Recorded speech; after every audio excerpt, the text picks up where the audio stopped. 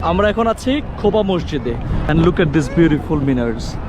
ভিতরে মসজিদ, চারটা মিনার, পিছনে দুইটা ছোট ছোট এবং সামনে দুইটা। এই মসজিদে একদিন নবীজি নামাজ পড়ছিলেন। নামাজ পড়ার পর নবীজির কাছে নির্দেশ আসে তিনি যেন মক্কার যে আল্লাহর ঘর সেই দিকে হয়ে নামাজ পড়ে। ওয়াও, আমরা ইমাম Hussain. Yes, yeah, very good. আসসালামু আলাইকুম এভরিওয়ান, আশা করছি আপনারা সবাই অনেক বেশি ভালো আছেন। যেই মসজিদের সামনে দাঁড়িয়ে আছি এই মসজিদের নাম হচ্ছে কিবলাতাইন মসজিদ। বাংলায় বলা হচ্ছে দুই কেবলার মস্ক। আমি একটু এই পাশ থেকে আপনাদের পুরো মসজিদের ভিউটা দেখাতে চাই। সো এটা হচ্ছে কিবলাতাইন মস্ক বা হচ্ছে দুই কেবলার মসজিদ। এখন এই মসজিদের নাম দুই কেবলার মসজিদ দেওয়া হলো কেন, সেই গল্পটাই আজকে আমি আপনাদের সাথে শেয়ার করতে চাইবো। বাট তার আগে চলুন একটু মসজিদের ভিতরের দিকে যাই। এই পাশে একটা গেট আছে, এই গেটটা দিয়ে যদি আমরা প্রবেশ করি, যেখানে নবীজি নামাজ পড়েছেন, এই কিবলাতাইন মসজিদের এই গেট দিয়ে প্রবেশ করছি। সো মানুষজন এখানে আসেন এবং নামাজ পড়েন।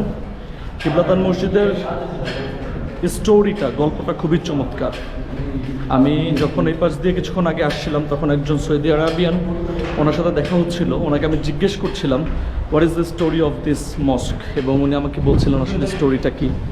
সো আমি আপনাদেরকে যদি বলি তাহলে স্টোরিটা আমার ভাষায় এরকম হবে। নামাজ যে আমরা পড়ি মুসলমান যারা, তাদের কিবলা ছিল আল আকসা, যে মসজিদটা আছে ফিলিস্তিনে, সেই দিকটাতে আমরা কিবলামুখী হয়ে নামাজ পড়তাম। সেটা ছিল আমাদের কিবলা, মুসলমানদের কিবলা।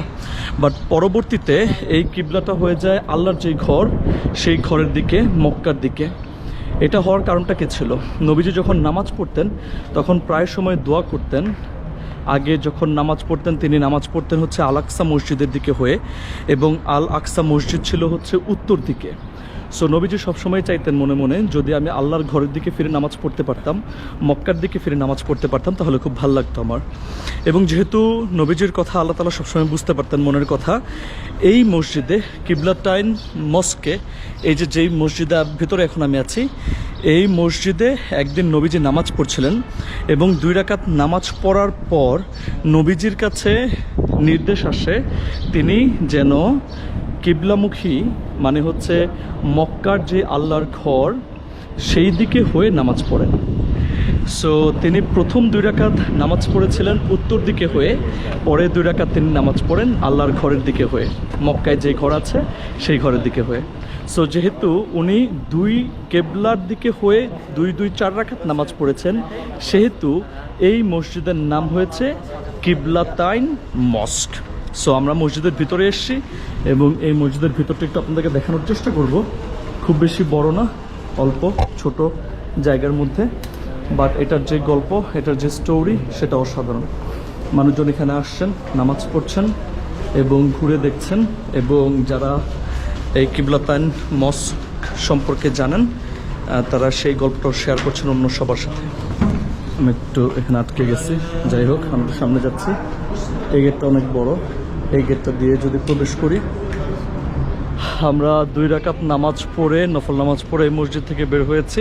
সো আমরা আজকে আরও কিছু চমৎকার জায়গায় আপনাদেরকে নিয়ে যেতে চাই, আরও কিছু সুন্দর জায়গায় আপনাদেরকে নিয়ে যেতে চাই। আপনাদেরকে আর অপেক্ষা রাখতে চাই না। So let's go. ইয়েস, আমরা এখন আছি খোবা মসজিদে and look at this beautiful minars. ভিতরে মসজিদ, 4টা মিনার, পিছনে দুইটা ছোট ছোট এবং সামনে দুইটা। আমাদের প্রিয় নবী হযরত মুহাম্মদ সাল্লাল্লাহু আলাইহি সাল্লাম বলেছেন, নবীজি যখন মদিনায় আসেন, মদিনায় একদম প্রথম যে মসজিদটা নির্মাণ করেন সেই মসজিদটা ছিল এই খোবা মসজিদ। এবং নবীজি হযরত মুহাম্মদ সাল্লাল্লাহু আলাইহি সাল্লাম, ইয়া হ্যালো আমরা মাশাআল্লাহ মাশাআল্লাহ ইউটিউব ايش القناة؟ ইমাম Hussain. إمام حسين؟ Yes. يلا حبيبي يلا. ينزل القناة. Yeah, very good. Here. Yeah, very good. Bye. Bye. Take care. Bye. Yeah. Bye. Hello. So Arabian কিডসরা দেখলে মাঝে মাঝে একটু অবাক হয় আমাকে। আমি যেরকমটা বলছিলাম, এই মসজিদে নামাজ পড়লে এত বেশি সোয়াব কেন? আমাদের প্রিয় নবী হজরত মোহাম্মদ সাল্লাল্লাহু আলাইহি সাল্লাম যখন মদিনায় আসেন সর্বপ্রথম এই মসজিদটা নির্মাণ করেন এবং এই খোবা নামের জায়গাতে উনি বেশ অনেক দিন ছিলেন। যখন ছিলেন তখন এই মসজিদটা নির্মাণ করেন। যখন উনি এখান থেকে চলে যান, পরবর্তীতে উনি যেখানে ওনার মদিনায় যেখানে বাসভবন ছিল সেখানে তিনি যখন চলে যান, ওইখান থেকে প্রত্যেক শনিবার এখানে নামাজ পড়তে আসতেন হেঁটে হেঁটে।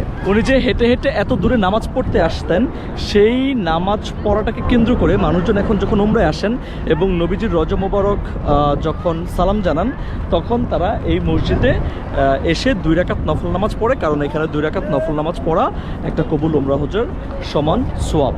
সো অ্যামেজিং এক্সপিরিয়েন্স, আমাদেরকে খুব ভালো লাগছে। আপনাদের কেমন লাগছে সেটাও অবশ্যই জানাবেন। এখানে মানুষজন আছে প্রচুর, আর ভিতরেও যাচ্ছে মানুষজন, মহিলারাও যাচ্ছে, পুরুষরাও যাচ্ছে, এবং বাচ্চাগুলো এরকম পাখিগুলো নিয়ে দুষ্টামি করছে। It's beautiful.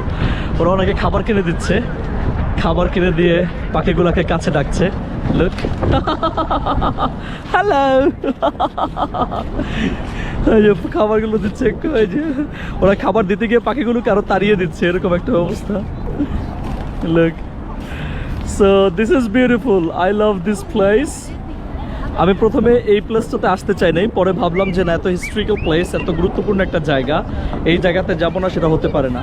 আর এখানে আসার পর এখানকার যে এনভায়রনমেন্ট, স্পেশালি পাখিগুলোর জন্য অনেক বেশি জোস লাগছে, অনেক বেশি ভালো লাগছে। অ্যান্ড লুক, কেউ বিরক্ত করছে না কবুতরগুলোকে, যারা যারা পারছে তারা খাবার নিয়ে দিচ্ছে। হ্যালো,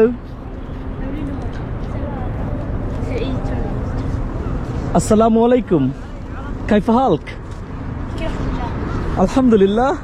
ওইটা ভিতর দিয়ে চলে গেছে। Very good. সো ইয়েস, চলেন আমরা আমাদের এবার নেক্সট ডেস্টিনেশনে যাই এবং সেখানে গিয়ে আপনাদেরকে কি দেখাতে পারি সেটা আমি অবশ্যই আপনাদেরকে খুব দ্রুত জানাবো।